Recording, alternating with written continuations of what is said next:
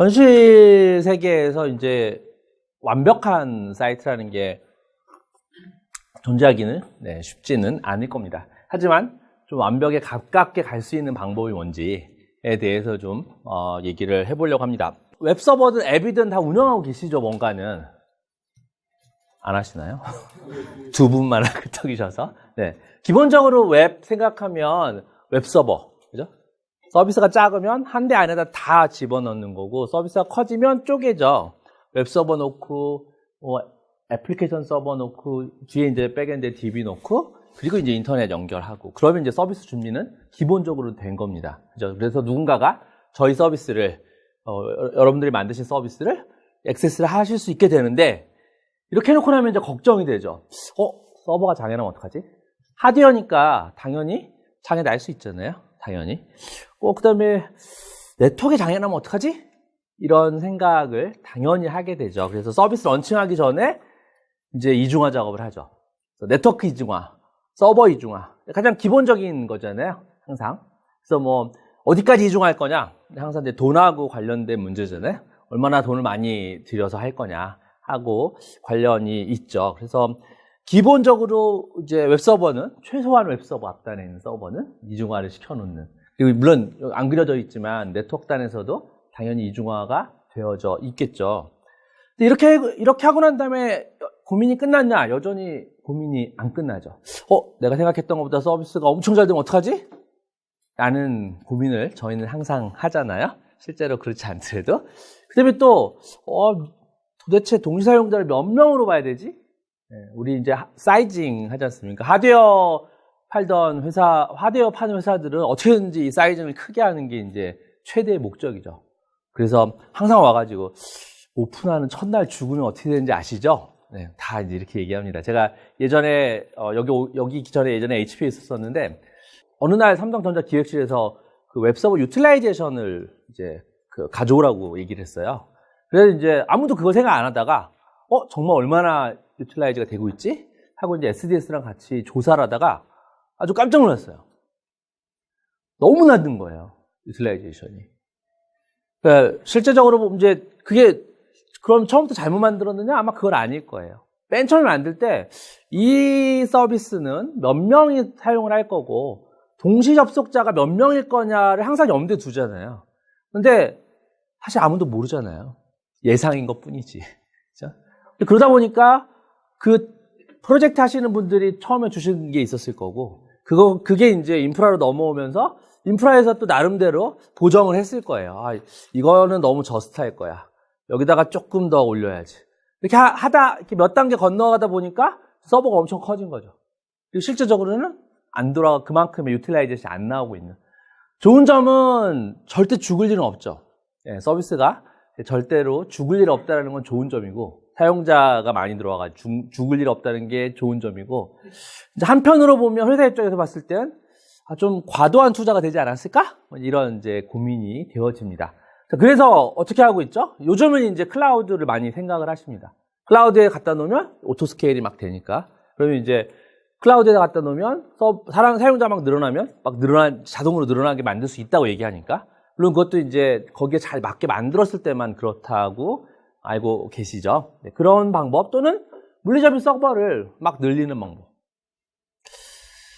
그죠? 근데 거기서 이제 안 끝나죠. 이제 보안도 생각해 봐야 되잖아요. 이거 우리 서비스를 또 누가 또 공격하면 어떡하지? 디도스가 요즘 유행한다는데 디도스 공격하면 어떡하지? SQL 인젝션이니 뭐니 공격이 되게 많다는데 그건 또 어떡하지? 이런 고민들을 당연히 인프라팀에서는 하실 수밖에 없게 될 겁니다. 그러면 고민 해결할 수 있는 방법은 웹서버를 계속 늘리는 거죠. 근데 문제는 클라우드로 가게 되면 가능합니다. 오토스케일을 통해 가지고 클라우드가 지가 알아서 이제 만들 수 있게 아키텍처링을 잘 해놓으면 이제 그게 가능한 방법이 하나가 있을 거고요. 이제 물리적인 서버 팜을 운영을 하고 계시면 문제는 물리적인 서버는 증설을 하는데 제가 마음대로 갖다가 놓는다고 되는 게 아니잖아요. 시간이 걸립니다. 정말로 공격이 들어오거나 정말로 사용자 양이 갑자기 확 늘어났을 때 예고가 되어지진 않거든요. 예고가 되어지면 준비할 수 있겠죠. 근데 대부분의 경우에 죽는 이유는 예고가 되지 않았던 갑작스러운 공격, 뭐 공격은 당연히 아무도 예고 안 하겠죠. 근데 이제 사용자가 갑자기 늘어나는 경우는 뭐 예고가 되지 않습니다. 그랬을 때 그걸 어떻게 할 거냐, 이제 고민을 하실 수밖에 없죠. 그래서 이제 해놓는 게 보안 장비들을 이제 갖다 놓습니다. 그래서 조금 더 복잡해졌죠. 아까 그림에서 이제 한 단계 더 복잡해졌습니다. 실제적으로 메인 라우터 바로 뒷뜰에다가 디도스 미티게이션하는 장비들을 갖다 놓습니다. 이게 실제적으로 많은 회사들이 하고 있고, 아마 여러분 회사에도 이 디도스 미티게이션 하는 장비들이 분명히 존재를 하고 있을 겁니다. 근데 이제 이렇게 해놨을 때의 이제 불안한 점은 얼마의 공격이 들어오지? 이게 또 불안합니다. 이제 고민하다 보면 한도 끝도 없잖아요. 돈은 한정되어져 있고, 얼마까지 가야 되는지 항상 고민입니다. 실제적으로. 그래서 적정한 선에서 남들 얼만큼 했어요? 라고 물어보고, 그러면 벤더에서 남들은 다 이만큼 했었어요. 예산 이만큼인데, 그러면 적정한 선에서 타협이 되어져서 이 디도스 장비가 들어와 있죠.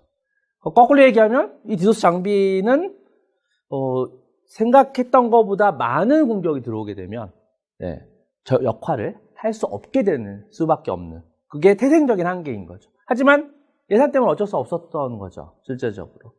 그리고 웹 서버에 대한 공격을 방어하기 위해서 웹 어플리케이션 파이어를 갖다 놓습니다. 뭐 물론 우리 여기 다 네트워크에 대한 파이어월이 있지만 웹 서버 때문에 웹 어플리케이션 파이어를 갖다 놓죠. 근데 이제 웹 어플리케이션 파이어월의 또 하나의 딜레마는 여기도 이제 한 레이어를 차지하고 있잖아요. 그래서 공격이 들어왔을 때는 이제 얘가 막을 거고요. 또 얘가 이제 어떤 일정적 역할을 하기를 기대하고 갖다 놨습니다. 자, 그런데 실제로 정상적인 트래픽이 막 몰려요. 정상적인 트래픽이 막 몰리면 얘가 버벅거리잖아요. 얘도 물리적인 한계를 가질 수밖에 없으니까. 한 대든 두 대든. 그 물리적인 한계에 의해서 얘가 버벅거리게 되면 실제적으로 뒷다리 인프라가 아무 문제가 없는데도 서비스가 느려지는 상황이 발생합니다. 일반적인 웹사이트면 뭐 조금 느려지는 거에 그냥 냅두겠죠. 만약에 커머스 사이트다. 그러면 굉장히 심각한 문제죠. 왜? 돈이잖아요, 그게 다. 그러다 보니까 무슨 일을 합니까? 웹 어플리케이션 파일을 끕니다. 일단 서비스를 해야 되니까. 그게 그 공격자들이 노리고 있는. 실제적으로 공격의 패턴을 보면 디도스 공격하고 SQL 인젝션 공격이 같이 들어옵니다. 디도스 공격이 들어오게 되면 처음에는 이게 디도스인지 뭔지 잠깐 알기가 참 쉽지 않거든요. 바로 판단이 안 됩니다. 일단 트래픽이 늘어나고 있는 것만 알게 되는 거거든요. 그러면 트래픽이 늘어나고 있다, 정상적인 서비스가 안 된다, 이 두 가지가 지금 알고 있는 상황이에요. 그러면 정상적인 서비스를 하기 위해서 하는 일이 일단 빨리 꺼봐, 여기. 서비스부터 빨리 돼야지. 자, 그 순간이 바로 SQL 인젝션 공격자들이 노리고 있는 순간인 거죠. 아싸! 그러면 이제 여기서부터 시작해가지고 뒷단으로, DB로 이제 흘러다니게 되는 거죠. 또는 한국은 인프라가 워낙 좋기 때문에 그 공격자들이 저희 서버를 숙주로, 그러니까 중간 매개체로 사용을 많이 합니다. 그러니까 여기 한국에 있는 그 데이터 가져가 봤자 별로 돈 안 된다. 하지만 여기가 인프라가 되게 좋고 한국이라는 나라에 대한 레퓨테이션이 좋기 때문에 여기서 출발해가지고 미국이나 유럽으로 가는 공격에 중간 매개체 역할을 하게 만드는 그런 용도로도 우리 웹서버들이 굉장히 많이 쓰이고 있습니다. 실제로 키사가 발간한 리포트를 보시면 키사에서 매년 우리나라가 중간 경유지로 사용되어지는 서버가 몇 대나 되는지를 발표를 해요, 키사가. 근데 보시면 엄청난 양의 서버가 공격의 경유지로 씁니다.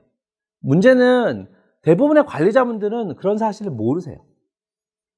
아마 디도스 공격이 한번 있었다는 정도만 기억에 있는 거죠. 키사가 그런 것들 이제 찾아가지고 다시 이제 이거 수정해달라고, 이런 거 없애달라고 이제 계속 요청을 하고 있는 걸로 알고 있습니다. 이게 이제 사실 일반적인 방법입니다.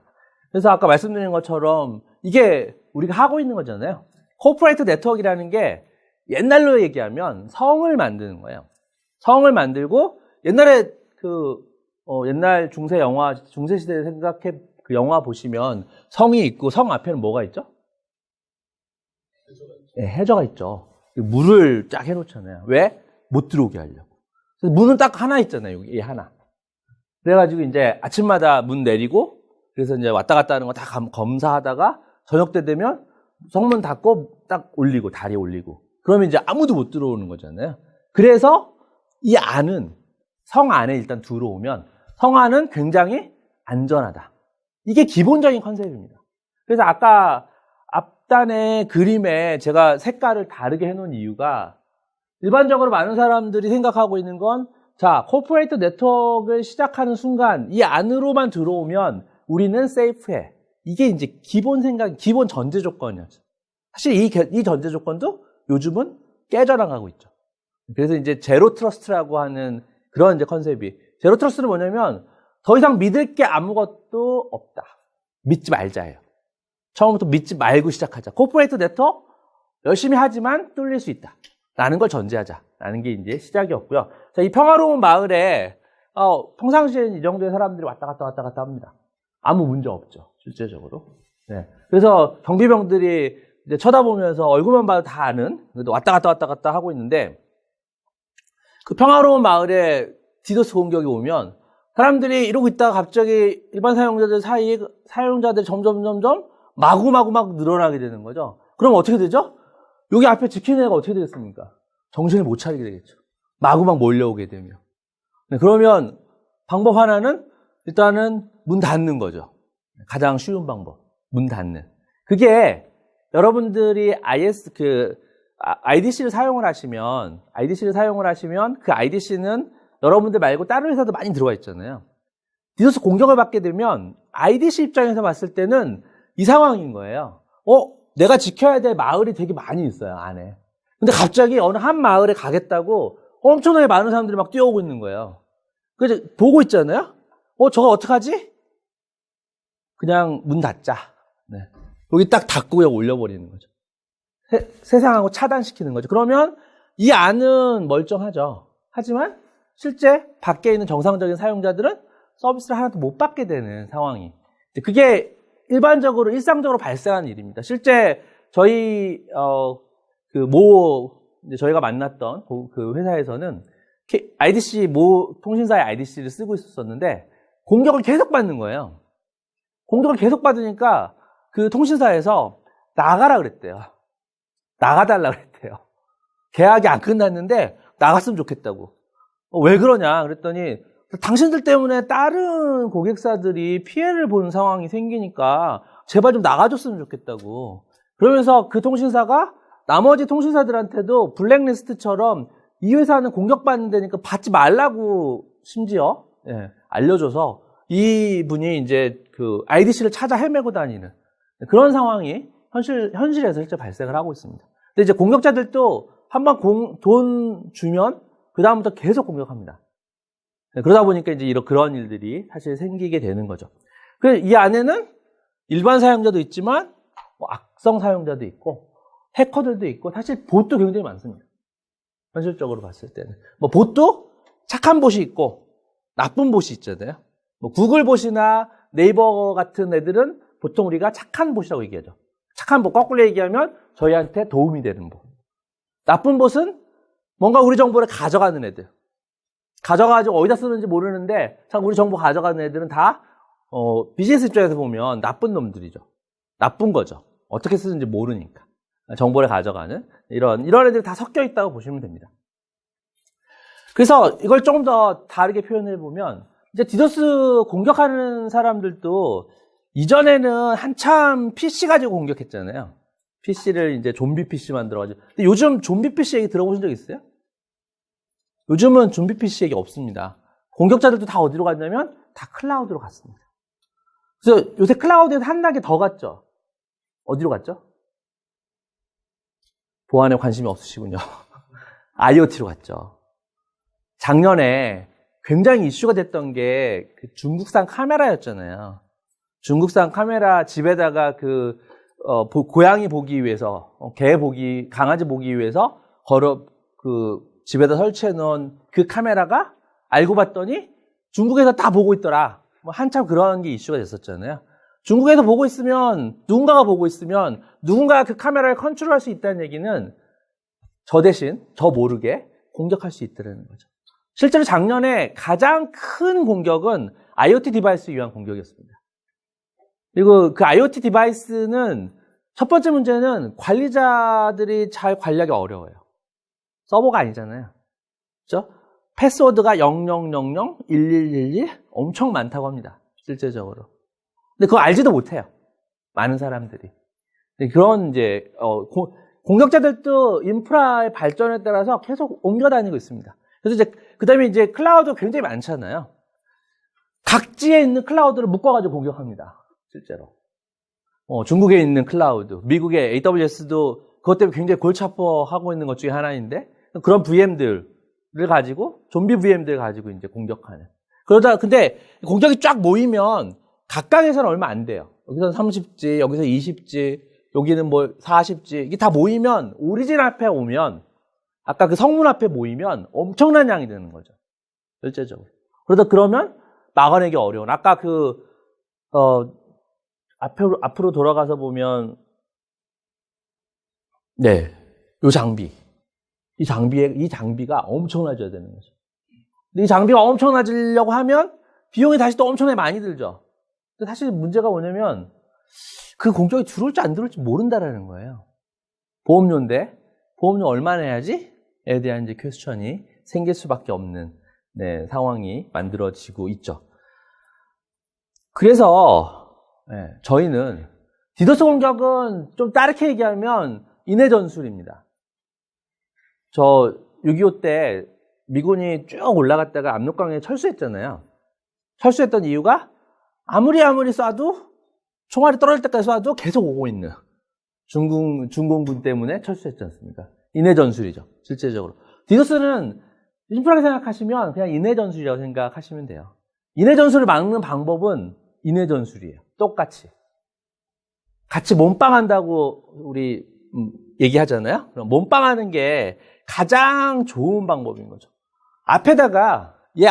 게이트 앞에다가 더 많은 게이트, 즉 국경 초소를 설치를 하는 거가 저희는 이제 이게 해결할 수 있는 방법이라고 생각합니다. 그래서 아예 못 넘어오게 하는 거죠. 여기서. 초소가 많아지면 감시가 훨씬 더 디테일해질 수 있겠죠. 실제적으로 보면. 그리고 엄청나게 많은 애들이 와도 이 각 초소마다 자기가 커버할 수 있는 인원이 있을 거잖아요. 초소가 늘어나면 더 많은 커버가 되겠죠. 실제적으로 보면. 그래서 정상적인 애들만 일단 초소를 통과하고 다시 이 중에서 여기로 들어갈 수 있는 거는 여기서 다시 한번 걸러가는 거죠. 그러면 이제 1차 필터를 하고 다시 한번 필터를 할 수 있게 가능해지고 그러면 이제 아까 구성하셨던 온프라미스 장비들이 정상적으로 동작할 수 있게 만들어지는 거죠. 그게 이제 저희가 얘기하고 있는 클라우드 기반의 보안이고요. 결국은 디도스 장비하고 웹 어플리케이션 파이어를 코퍼레이트 네트워크 안에 들어가 있잖아요, 지금. 이거를 앞으로 더 당겨놓자는 겁니다. 실제적으로. 그게 아카마이가 생각하고 아카마이가 제안하고 있는 기본적인 보안 방식이라고 말씀드릴 수 있고요. 그렇게 되면 어떤 효과가 생기느냐? 여기로 안 옵니다, 이제.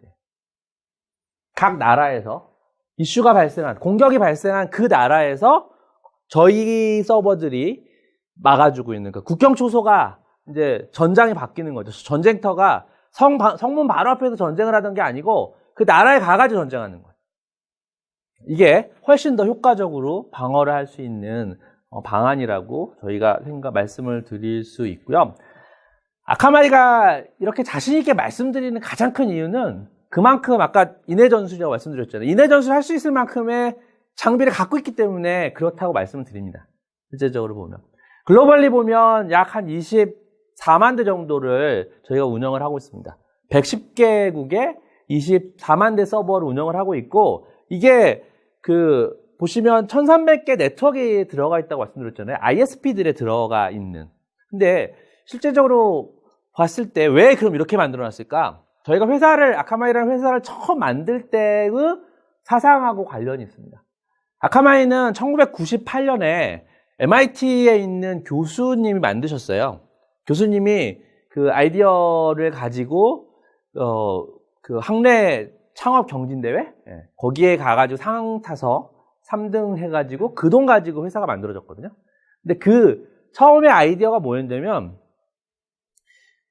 HTTP를 만드신 교수님이, 저희 회장님 옆방의 교수님으로 계셨고, 그분들이 얘기를 하면서 1998년에 이런 걱정을 했대요. 야, 내가 HTTP를 만들었는데 이 HTTP가 앞으로 엄청 잘 사용될 것 같아. 근데 이 HTTP를 쓸 수 있는 이 인프라, 이 인터넷은 주인이 없잖아. 이 주인이 없는 이 인터넷이 인프라가 늘어나는 속도보다 컨텐츠가 늘어나는 속도가 더 빠르면 사람들이 사용을 안 하면 어떻게 되지? 그러면 안 되는데? 라는 걱정을 했고, 그 옆에서 듣고 있던 저희 교수님이 야, 그거 그러면 우리 수학적으로 이거 해결할 수 있는 방법을 찾아보자 해가지고 만들어진 게 아카마이의 기본 기술입니다. 그래서 기본적으로 아카마이가 생각하고 있는 거는 인터넷에 부담을 주지 않을 방법이 뭔지를 찾고 있는 겁니다. 그래서 인터넷에 부담을 주지 않는 방법이 뭐지? 모든 ISP는 사용자들이 처음으로 접속하는 곳이잖아요. 여러분들 집에서 인터넷을 쓰기 위해서 누군가하고 계약을 하셨을 거잖아요. KT가 됐든, 뭐 SK 브로드밴드가 됐든, 아니면 헬로우비전이 됐든, 어딘가 분명히 사인을 하셨을 거예요. 그래서 인터넷 서비스를 받고 계시는데, 거기에다가 저희 서버들을 갖다 놓게 되면, 인터넷에 주는 부하를 최소화할 수 있지 않겠느냐. 이게 처음 생각이었습니다. 아카마이는 지금도 그 포르노 동영상이나 불법 게임은 서비스를 하고 있지 않습니다. 계속 찾아내가지고 다 쫓아내고 있습니다. 그렇게 한 이유가 그게 인터넷을 힘들게 만드는, 인터넷을 클린하지 못하게 만드는 것들이라고 생각하고 있기 때문에 지금도 그런 거 하고 있거든요.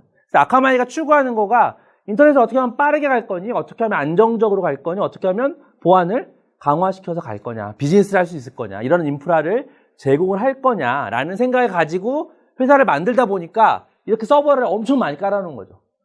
엄청 많이 깔다 보니까 디도스 공격 하라 그래. 내가 다 받아줄게. 아무리 공격 많이 해. 누가 더 큰지 한번 보자. 라는 게 어떻게 보면 저희 생각입니다. 그래서 저희가 전 세계 웹 트래픽의 약 15%에서 30%의 트래픽이 아카마이를 통해서 진행이 되고 있습니다. 실제적으로 지금 현재. 공격을 살펴보면 이때가 PC 시절이라고 보시면 될 거고요. PC 시절을 지나가가지고 이제 클라우드 시절로 넘어오고 여기 이제 IoT 시절로 넘어가면 급격하게 올라가는 걸 보실 수 있을 거예요. 가장 최근의 공격이 2017년에 1.3TBps, 저게 이제 IoT를 이용한 공격이었고, 얼마 전에 공격이 더 있었죠. 이거보다 더 큰 공격이.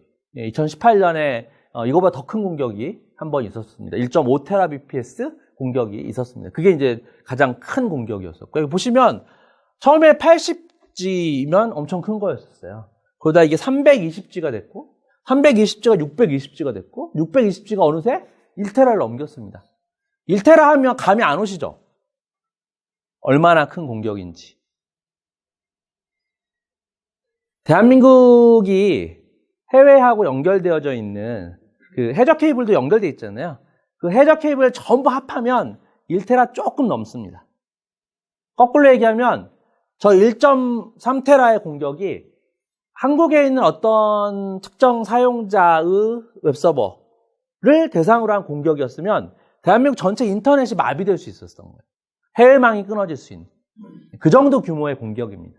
그러니까 어마어마한 공격이라고 사실 볼 수 있죠. 그런 공격들이 IoT 디바이스를 가지고도 일어나고 또는 VM을 가지고도 일어나고, 그리고 그 공격의 배후에는 반드시 SQL 인젝션이나 이런 공격들이 같이 가고 있습니다. 그래서 저희도 계속해서 저희 캐파를 늘리고 있는 겁니다. 지금 올해 61테라까지 늘리고 있는, 계속해서 저희도 같이 늘어나야 되는, 그래야 공격자들이 공격을 많이 하는 거를 다 받아줄 수 있겠죠. 근데 공격자를 받기만 하면 안 되잖아요. 정상적인 서비스를 제공해야 되잖아요. 그러니까 저희는 그거보다 훨씬 더 큰 캐파를 갖고 있어야 되는 거죠. 그래서 실제로 61.3테라가 이제 저희가 가져가려고 하는 전체 캐파이고, 실제 그 중에 실제적인 트래픽은, 평상시 트래픽은 이거에 반절도 안 되죠. 하지만 그런 트래픽들을 운영을 하고 있고, 그래서 저희가 매 분기마다 뭘 내고 있냐면요, 스테이트 오브 인터넷이라고 해서 인터넷 보고서라는 걸 발간을 합니다. 그래서 인터넷에 대한 상당히 재미있는 통계들, 재미있는 내용들이 많이 있습니다. 아카마이 홈페이지나 메가존 홈페이지에 가시면 다운로드 받으실 수 있으세요. 한번 읽어보시면 그냥 상식으로 알면 괜찮은 내용들도 굉장히 많이 있습니다. 근데 그 중에 보안 부분만 또 따로 띄어내가지고 보안도 리포트를 내고 있습니다. 그래서 이제 디도스 공격에 대한 건데요. 이게 2016년 겁니다. 근데 보시면 재미있는 걸 발견하실 수 있지 않으세요? 저는 예전에 공격하면 다 중국 놈들만 공격하는 줄 알았어요. 중국하고 러시아만. 거기에 해커들이 다 있으니까 거기서 공격할 거라고 생각했는데, 보시면 2016년에 1등 세 번 연속 1등 했네요. 그다음에 미국으로 바뀌었죠. 그리고 미국 밑에 영국 있고, 그다음에 또 여긴 독일이 있고, 영국이나 독일이나 그다음에 또 미국을 생각을 해보시면 인프라스트럭처가 상대적으로 되게 좋은 나라입니다. 물론 한국보다 좋지는 않죠. 한국을 쫓아오지 못하지만 굉장히 상대적으로 좋은 나라. 이게 이제 2017년 되면 어떻게 되는지 한번 보십시오. 2017년 되면 갑자기 차이나가 잘 안 보여요. 밑으로 내려갔어요, 차이나가. 그러면 이게 공격을 실제로 차이나에서 감행을 안 한 거냐? 아니라는 거죠, 실제로. 그 공격의 주체는 어디 있는지 사실 모릅니다. 그런데 공격의 매개체로 사용되어지는 곳들이 인프라스트럭처가 좋은 곳들이라는 거예요. 그러니까 저희가 상식 그냥 일반적으로 생각했던 그런 가정이 깨지는 거죠. 아, 선진국에 있으면 공격자들도 별로 없을 거야 라는 가정이 잘못됐다는 거죠. 실제적으로 보시면. 이게 이제 디도스에 대한 공격이고요. 웹 어플리케이션 공격을 보시면 뭐 미국이 압도적인 1위를 차지하고 있는 거 보실 수 있을 겁니다. 차이나는 굉장히 밑에 있죠. 거꾸로 얘기하면 중국은 계속 인해 전술만 하고 있는 거예요, 아직도. 어떤 이유인지 모르겠지만 의외로 그 어플리케이션 공격이 작은 걸 보실 수 있을 거고요. 이건 이제 2017년 겁니다. 차이나 수준이 많이 올라왔죠. 1년 사이에. 이런 거를 보실 수가 있으실 거고요. 그래서 아카마이가 이제 클라우드 기반으로 보안 솔루션으로 제공을 하고 있는 거가 크게 보면 디도스에 대한 방어, 그다음에 웹 어플리케이션 서비스, 그러니까 웹 어플리케이션 파이어월, 그리고 또 하나 영역이 DNS입니다. 사실 공격자들이 이제 점점 똑똑해지니까 웹서버를 공격을 하다가 웹서버가 잘 공격이 안 되면 그 다음 어디를 공격하냐면 그 회사의 DNS를 공격합니다. 뭐 아시겠지만 DNS가 죽으면 어떻게 되죠? 서비스 안 됩니다. 아무것도 안 되는 거예요. 아무리 웹서버가 잘 돌아가고 있어도 DNS, 즉 이 실제 웹서버의 IP 어드레스를 알려주는 이 DNS가 죽으면 그냥 아무것도 안 되는 거나 마찬가지입니다. 그래서 DNS를 공격하죠. 그래서 아카마이도 똑같이 DNS를 엄청나게 많은 DNS를 운영하고 있습니다. 저희 스스로를 보호하기 위해서도 DNS 운영을 하고 있고요. 그 인프라를 고객분들한테도 제공을 하고 있습니다. 그래서 뭐 고객분들이 프라이머리를 운영을 하시고 저희한테 세컨드를 쓰셔도 되고, 저희를 퍼스트로 쓰시고 프라이머리를 쓰시고 고객분들이 세컨드리를 쓰셔도 되고, 이런 것들을 같이 제공을 하고 있고, 그리고 난 다음에 이제 이것도 안 되고 이것도 안 돼요. 그러면 마지막으로 하고 있는 게 오리진 IP를 찾아가지고 오리진을 이제 공격을 하는 게 또 하나의 이제 패턴인데, 그 오리진을 방어하기 위한 솔루션도 같이 제공을 하고 있습니다. 즉 오리진에는 아카마이 서버 외에는 아무도 통신하지 마 라고 만드는 거죠. 무조건 아카마이, 아까 그림에서 보면 자, 이 국경 검문소를 통과해야만, 통과한 사람만 나는 받을 거야. 통과증이 없으면 나는 안 받을 거야. 이게 이제 오리진을 커버할 수 있는 방법 중에 하나겠죠. 그런 방법을 통해서 실제로 저희가 아카마이가 제공하고 있는 보안 솔루션들이 있고요. 그래서 가트너가 이제 그 웹 어플리케이션 파이어월에 대해서 매주 쿼드런트를 발표를 하고 있고, 이게 2017년 겁니다. 2017년 걸 보시면 아카마이가 리더 쿼드런트에 올라가 있는 거를 보실 수 있을 겁니다. 제가 장황하게 말씀드렸는데, 저는 한마디로 아카마이가 제공하는 서비스가 뭐냐라고 물어본다면, 과장되긴 하지만 웹서버에 또는 앱서버에 아웃소싱 서비스를 아카마이가 한다라고 말씀드릴 수 있을 것 같습니다. 아웃소싱은 이제 특정한 일정 양의 일을 다른 회사에 또는 다른 사람한테 맡기는 거지 않습니까?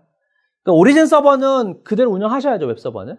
근데 오리진의 웹서버를 운영하시지만 실제적으로 사용자가 접속을 하는 거를 직접 하지 말고 아카마이한테 다 맡기는, 아예 아웃소싱을 시키게 되면, 그러면 공격이 들어오든 사용자가 엄청나게 많이 들어오든 아카마이가 이제 해결해야 될 문제잖아요. 만약에 문제가 생겼다. 그러면은 SLA에 의거해가지고 이제 비용 청구해야 되는 거죠. 그런 아웃소싱 서비스를 이제 우리 IT에서도 이 아웃소싱 서비스가 이 웹 서비스에 대한 아웃소싱 서비스를 제공하는 게 아카마이고, 그렇게 해서 제공되는 서비스가 뭐냐? 보안, CDN, 그 다음에 가속. 이 세 가지 서비스를 통해서 100% 죽지 않고, 그리고 또 느려지지도 않는, 항상 일정한 수준의 서비스를 제공할 수 있는, 그게 이제 아카마이가 제공하는 서비스다라고 생각을 하시면 될 것 같습니다. 그 웹 서비스를, 웹 서버의 일부 기능을 아카마이한테 아웃소싱 해라. 그래서 제공되는 서비스가 아까 보안, CDN, 가속, 이 세 가지와 이거를 하기 위한 당연히 모니터링 기능도 같이 포함이 되어져야겠죠. 기본적으로 캐싱, 이게 이제 기본 CDN이죠. 여러분들이 생각하고 계시는 많은 사람들이 얘기하는 CDN은 요걸 얘기합니다. 캐싱. 캐싱이라 하면은 오리지널 컨텐츠를 누군가한테 갖다 놓는 거죠. 아웃소싱 시켜놓는 겁니다. 그래서 오리지널 컨텐츠를 이제 이 사용자들한테 누가 줄 거냐? 앞에 있는 저희 서버가 주게 만드는. 최초에는 없겠죠. 그러니까 가져옵니다. 한번 가져오고 난 다음부터는 이제 더 이상 안 가는 거죠. 여기만 왔다 갔다. 이게 이제 기본적인 캐싱 서비스라고 CDN 서비스로 생각을 하시면 되고, 이렇게 함으로써 인터넷망에다가는 부하를 주지 않는 서비스가 되게 만들어지는 거죠. 실제적으로. 그렇게 하기 위해서 굉장히 다양한 기술과 다양한 방법들을 제공을 하고 있습니다. 이게 이제 아카마이가 다른 CDN 벤더랑 차별화되고 있는, 또 1등하고 있는 벤더이기 때문에 이제 제공하는 기능들이라고 보시면 될 겁니다. 그러니까 저희도 CDN 부분도 이미 다 알려져 있다고 생각하지만 여기에서 조금이라도 더 할 수 있는 것들을 계속 찾고 있습니다. 실제적으로. 그래서 TCP에 최적화하는 거, 계층형 캐시, 티어드 캐시를 주고 그 대륙마다 페어런치를 만들어 놓는. 그래서 오리진한테 이제 부담을 덜 주게 하려고 하는 것들이죠. 그리고 저희도 넷스토리지라고 하는 스토리지도 제공을 하고 있습니다. 거꾸로 얘기하면 고객사 웹서버는 정말 이제 로직만 처리하는 거죠. 나머지 컨텐츠들, HTML 소스나 이런 모든 것들을 다 저희 쪽 서버에다 갖다 놓는. 그러면 오리진에 공격당할 일도 없어지는 거예요. 거의. 이런 게 가능하죠. 그리고 저희는 이제 엣지라고 부르는데요. 이 고객이 만나는 요 서버를 엣지라고 부르는데, 이 서버를 조금 더 똑똑하게 만들려고 계속 노력하고 있습니다. 조금 더 똑똑하게라는 의미는 조금 더 웹서버가 하던 일들을 아웃소싱을 더 많이 받으려고. 물론 아웃소싱 더 많이 받기 위한, 돈을 더 벌기 위해서 계속 더 아웃소싱 달라고 하는 거랑 마찬가지죠. 실제적으로 보면. 하지만 가능하면 웹서버 단에서의 부하를 줄이는. 예를 들면 이런 것들이 있습니다. 글로벌 웹사이트를 운영을 하시면 나라마다 다른 사이트 운영하시고 싶으시잖아요. 그러면 이 사용자가 어디서 들어왔는지를 보고 거기에 맞는 콘텐츠를 내려주시도록 설계하시잖아요. 그런 부분들을 그냥 아예 저희한테 맡기는 거죠. 이거는 미국 사이트야, 이거는 영국 사이트야, 이건 일본 사이트야 하면 저희가 알아서 사용자가 들어온 걸 보고 거기에 맞는 것들 줍니다. 또 요즘 이제 가장 이슈가 되는 것 중에 하나가 이미지예요. 이미지. 아까 앞 세션에 잠깐 나왔었는데, 왜 이미지가 이슈가 되냐면 사용자들이 쓰고 있는 디바이스가 굉장히 많아졌잖아요. 예전에는 PC 하나였는데 지금은 태블릿도 있고 모바일 폰도 있고 굉장히 다양해졌어요. 그러면 웹사이트를 만드는 사람 입장에서 봤을 때 고민거리는 도대체 누구를 기준으로 이미지 해상도를 올려야 되냐입니다. 너무 낮은 해상도를 올리면 PC에서 봤을 때 다 깨지게 될 거고 퀄리티가 안 좋을 거잖아요. 요즘 PC는 거의 TV 모니터 수준이잖아요. 안 쓰시나 보네요. 네. 게임 하시는 분들은 거의 그 수준으로 봅니다. 그러면 거기에 맞는 퀄리티를 올리려면 엄청나게 큰 파일을 올려야 돼요. 근데 그렇게 큰 파일을 올리면 모바일 폰 쓰는 사람들한테는 속도만 느려져요. 눈으로 봤을 때는 전혀 차이가 없는데. 고민이잖아요. 그런 부분들을 저희가 처음 접속을 하니까 얘는 뭐지? 디바이스가? 그러면 이 디바이스에 맞는 사이즈를 내려주는 거예요. 고해상도 이미지를 올려놓으면 그 고해상도 이미지를 가지고 디바이스에 맞게 이제 잘라내서 필요한 그 퀄리티를 떨어뜨리는 거죠, 실제로. 해상도를 떨어뜨려가지고 작은 파일로 만들어서 내려주는. PC에서 들어왔다? 그러면 고해상도 파일로 그대로 주는. 이런 것들, 예를 들면 그런 것들이 이 인텔리 똑똑한 엣지가 하려고 하는 역할들입니다. 그리고 이제 또 하나는 국내만 서비스를 하고 계시면 상관이 없겠지만 글로벌 서비스를 계획하고 계시면 결국 또 속도가 이슈가 될 수밖에 없습니다. 한국에 서버가 있는데 미국에 있는 사용자가 들어오려면 물리적인 거리가 있잖아요. 원래대로 하면 광항을 타고 오면 속도가 제한이 없어야 되죠. 그렇지만 빛의 속도로 왔다 갔다 해야 되는데 현실은 그렇지 않잖아요. 그 물리적인 거리에 따라서 실제로 레이턴시가 발생을 합니다. 점점 느려지는. 그리고 또 하나 문제는 우리나라처럼 모든 통신사가 연결되어 있지 않습니다. 전 세계의 통신사들이 다 연결되어 있지 않습니다. 이론적으로 불가능하겠죠. 그죠? 그래서 연결되어져 있는 통신사를 따라서 오게 되어 있습니다. 그러다 보니까 더 돌아올 수 있는 거죠. 그리고 통신사들은 돈을 벌어야 되잖아요. 그러면 통신사들끼리도 데이터를 보낼 때 어느 쪽으로 보낼 거냐? 성능이 좋은 쪽으로 보내지는 않습니다. 가격 대비 성능비가 좋은 쪽으로 보내지. 그런 게 실제 현실이기 때문에 그래서 이제 저희가 엄청나게 많은 서버를 운영하고 있다 보니 어디로 가면 지금 빨리 갈 수 있겠네. 어디로 가야 이 트래픽이 없네. 라는 걸 저희가 알 수 있습니다. 저희도 계속 모니터링하고 있고요. 이런 기능을 이제 아카마이 슈어라우터라고 하는 기능을 통해서 아까도 잠깐 나왔었던 것 같은 여러 가지 경로로 보내보고 보낸 것 중에 제일 빠른 거를 택해가지고 걔를 통해서 이제 서비스를 계속 진행을 하게 만드는 그게 이제 아카마이가 가지고 있는 또 하나의 차별화된 기능, 가속 서비스를 제공하는 기능입니다. 가속 서비스 왜 필요하느냐? 가장 중요한 건 유저 익스피리언스라고 얘기하잖아요. 동일한 유저 익스피리언스. 사용자가 어디에 있든지 간에 제가 한국에서 액세스를 하든 미국에 가서 액세스를 하든 남미에 가서 액세스를 하든 남극에 가서 액세스를 하든 저는 이 사이트는 항상 이 정도 속도에는 항상 라는 동일한 수준의 서비스를 제공하기 위해서 이런 것들이 고려되고 있는 겁니다. 그리고 그게 사용자들한테는 굉장히 중요한 부분입니다. 여러분들 의식적으로 해외 나가셔서 놀러 나가시거나 출장 가셔가지고 액세스 하다 보시면 의식적으로 아마 금방 느끼실 거예요. 왜 이렇게 느리지? 안 그랬는데? 나는. 실제적으로는 한국만큼 인프라가 좋지 않기 때문에 그럴 수밖에 없는 거죠. 근데 이제 아카마이 서비스를 통해서 한국에 있든 어디에 있든 거의 비슷한 수준의 속도를 느낄 수 있도록 만들려고 노력하는 게 저희가 이제 제공하고자 하는 서비스라고 보시면 되고요. 잠깐 CDN의 동작 원리, CDN이 뭔지 모르시는 분도 계실 것 같아 보여서 잠깐 짚고 넘어가려고 합니다. 실제적으로 사용자가 www.어쩌고저쩌고 akamai.com이라고 딱 치게 되면 걔는 어디로 가죠? 이 사용자가 지정한 DNS에 갑니다. 이 DNS한테 www.akamai.com이 누구야라고 물어봅니다. 사실 얘가 다 안 가지고 있겠죠, 당연히. 그래서 얘는 다시 또 누구한테 물어보냐면 로컬 DNS, 사실은 여기 사이에 루트 DNS가 있죠.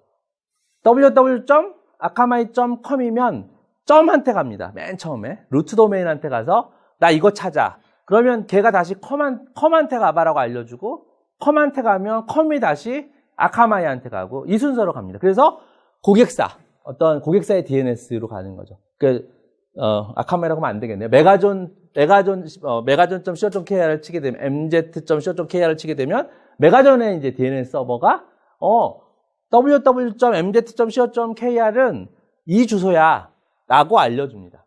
그러면 이게 이제 유저한테 와서 이 유저가 그 서버로 가게 되는 거죠. 자, 그런데 아카마이한테 아웃소싱을 하게 되면 뭐가 변하냐면 얘가 고객사의 DNS 서비스가 야, 이거는 어디로 가야 되냐면 아카마이한테 가 라고 다시 알려주는 겁니다. 제가 www.mz.co.kr이라고 쳤을 때 어디로 가느냐? 메가존 서버에 갔다가 메가존 서버가 다시 야, 아카마이한테 가서 또 물어봐 라고 하는 거죠. 그럼 아카마이한테 가면 아카마이가 다시 이제 이 사용자가 어디에 있는지를 보고 그 사용자한테 가장 가까운 저희 서버 IP 어드레스를 매핑을 시켜주는. 그리고 이제 그 다음부터는 이 서버하고 누구하고 연결되어 있냐면 저희 서버랑 연결되는 거예요. 사용자들. 그런 게 CDN, 기본적인 캐싱 서비스입니다. 그러면 아까 제가 말씀드렸던 이게 캐싱이고 CDN 서비스이고 가속은 얘하고 사실 요게 뒷단에 또 뭐가 있어야 되죠? 사용자의 웹서버가 있어야 되죠. 그 웹서버 간의 속도를 얼마나 이제 빨리 커뮤니케이션하게 할 거냐. 이게 이제 가속이 제공하고 있는 거라고 보시면 됩니다. 당연히 아웃소싱을 시키셨으면 관리를 해야 되잖아요. 잘하고 있는지에 대한. 관리할 수 있는 툴들을 저희가 다양한 툴들을 제공을 하고 있습니다. 그 루나 포탈이라고 하는 기본적인 UI 어드민 콘솔을 통해 가지고 많은 것들을 이제 확인을 하시고 또 구현을 하실 수 있는, 구성을 하실 수 있도록 되어져 있고요. 품질도 계속 모니터링 하실 수 있는 기능도 같이 제공을 하고 있고, 사용자들이 실제로 느끼는 퍼포먼스는 어떤지, 이것도 계속 모니터링 할 수 있는 기능을 제공을 하고 있습니다. 그래서 아카마이한테 아웃소싱을 맡기게 되시면 보안, 기본적인 CDN, 캐싱 서비스, 가속 서비스를 묶음으로, 한 묶음으로 이제 서비스를 아웃소싱을 받으실 수 있다라고 말씀을 드릴 수 있고요. 여기서 끝난 게 아니고 한 가지 더 말씀드리고 끝내려고 합니다. 이제 아까 제가 코퍼레이트 네트워크 말씀드렸었잖아요. 성이 있습니다. 이 성 안에 사는 사람들은 굉장히 안전하다고 생각하고 있어요. 그래서 요즘 해커들은 뭘 하고 있냐면 그 안전하다고 생각하는 사람을 공격하려고 합니다. 그래서 이메일 보내서 클릭하면은 문제 생기게 만드는, 그게 뭐냐면 안에서 바깥으로 나가는 것들을 다 열어놨거든요. 밖에서 안으로 들어오는 건 다 막습니다. 하지만 거꾸로 안에서 바깥으로 나가는 거, 안에서 바깥으로 나가는 건 다 열어놨어요. 그러면 누군가가 안에 있는 사람이 바깥에 있는 나쁜 서버, 악성 코드에 연결만 해주면 그 다음부터는 이제 게임 끝나는 거잖아요. 이게 이제 요즘 계속 얘기되고 있는 뭐래요, 랜섬웨어 이런 것들이죠.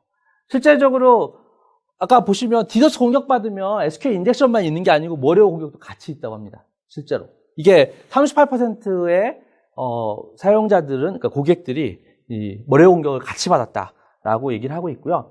뭐래요는 그럼 어떻게 가지? DNS. 결국은 도메인 이름 씁니다. 왜냐면 도메인 이름 안 쓰면 IP 어드레스로 뭔가를 클릭하라고 하게 되면 사용자들이 클릭 절대 안 하잖아요. 그 정도는 알아요, 사용자들이. 그런데 도메인 이름이 굉장히 유사하게 네이버에서 A가 E로 변해 있거나 V가 B로 변해 있거나, 언뜻 보면 사람은 착각합니다, 네이버로. 예를 들면. 그랬을 때 누릅니다. 뭔지 모르니까. 그랬을 때 이제 악성 코드로 자연스럽게 연결되는 그런 게 일반적인. 그래서 아까 제가 잠깐 말씀드린 것처럼 제가 www.akamai.com을 치면 맨 처음에 어디로 간다 그랬죠? DNS로 가죠. 그래서 DNS가 루트 가서 물어본다고 말씀드렸었잖아요. 그리고 난 다음에 이제 실제로 www로 연결되어지는 거죠. 그래서 여기에서 루트로 연결했어요. 근데 이게 악성 나쁜 녀석들이었어요. 그러면 어디로 연결되는 거야? 사용자는 연결이 되어지게 되는 거고, 보통 커맨드 컨트롤 서버라고 얘기하죠. 그 서버 연결되는 순간 이제 이 코퍼레이트 네트워크는 끝난 거죠. 아무리 제가 열심히 해저 만들어 놓고 높은 성을 쌓아놨어도 안에서 밖으로 연결되면 그냥 게임이 바로 끝나는. 그래서 저희가 뭘 하려고 한 거냐면 사내 DNS가 루트로 가기 전에 중간에 한 쿠션 더 먹게 하는 거예요. 아카마이한테 잠깐 물어보고 가. 뭘 물어보고 가? 지금 접속하려고 이 도메인이 괜찮은 앤지, 레퓨테이션이 괜찮은 앤지 확인하고 가. 라는 게 컨셉이라고 생각하시면 됩니다. 거꾸로 얘기하면 막아낼 수 있다는 얘기죠. 저희가 예를 들어서 회사에서 특정 사이트들을 못 가게 만들고 싶다. 직원들 액세스하는 거 막고 싶다. 그럼 여기다 이제 하면 되죠. 여기다 설정해 놓으면 다 막아버리는 거죠. 하지만 모든 걸 알 수는 없잖아요. 그러니까 이제 빅데이터가 필요한 거고, 아카마이가 어느 누구보다도 이 악성 도메인에 대해서 많이 할 수밖에 없는 게, 아까 제가 말씀드린 것처럼 전 세계 트래픽의 30% 정도가 아카마이 통해서 왔다 갔다 하다 보니까 사실 저희도 굉장히 많은 보안 위협에 노출되어져 있습니다. 그러다 보니까 저희를 방어하기 위해서도 이런 레퓨테이션 정보들을 계속해서 관리해 나가고 있는 거죠. 실제로 해보면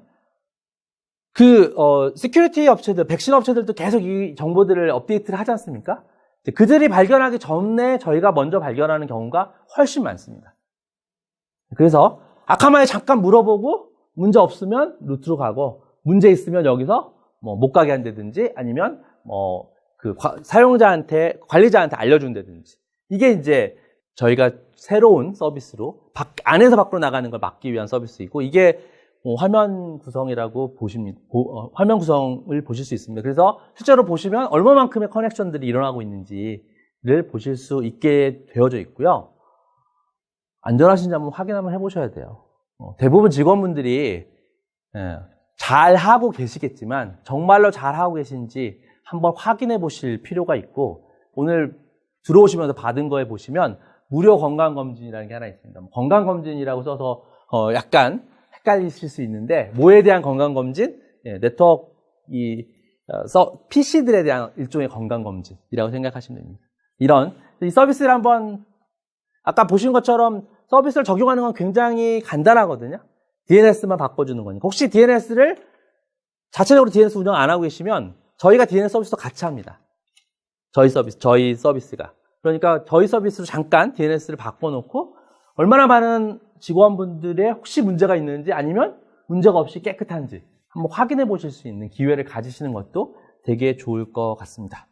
네, 마지막으로 다시 저희가 제공해드리는 서비스는 웹서버에 대한 아웃소싱이다. 어떤 기능들을 제공하느냐? 보안, 그다음에 CDN, 가속. 그래서 죽지 않고 또 어디서나 동일한 유저 익스피리언스를 제공할 수 있는, 그런 서비스를 제공할 수 있는 웹서버 아웃소싱 서비스가 아카마이가 제공하는 서비스다를 기억을 해주시면 좋을 것 같습니다. 마치도록 하겠습니다. 감사합니다.